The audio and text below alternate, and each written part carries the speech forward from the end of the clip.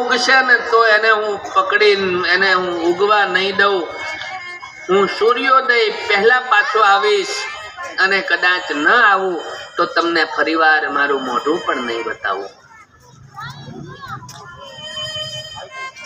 અને હનુમાનજી મહારાજ રામચંદ્ર ભગવાનનું નામ લઈને ઉડ્યા છે.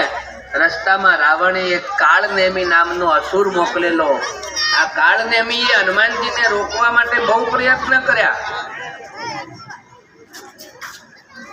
માણસ જ્યારે ભક્તિ તરફ આગળ વધે છે ને ત્યારે આવા કાળનેમીઓ આવતા હોય છે. તમને ભજન તરફ આગળ ન વધવા દે, ભક્તિ તરફ આગળ ન વધવા દે. તમને એમાંથી ગમે તે કોઈના કોઈ રીતે પાડી દેતા હોય છે.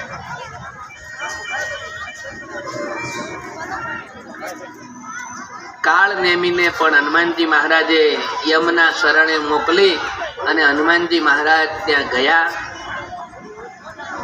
દ્રોણાચલ પર્વત ઉપર અનેક પ્રકારની ઔષધિઓ ઉગેલી. હનુમાનજી મહારાજને થયું કે આમાંથી કઈ વનસ્પતિ લઈ જાઉં, અને લઈને જાઉં ને વૈદ્ય કહે કે આ નહોતી લાવવાની, આ લાવવાની હતી, તો શું થાય? અને હનુમાનજી મહારાજ એટલે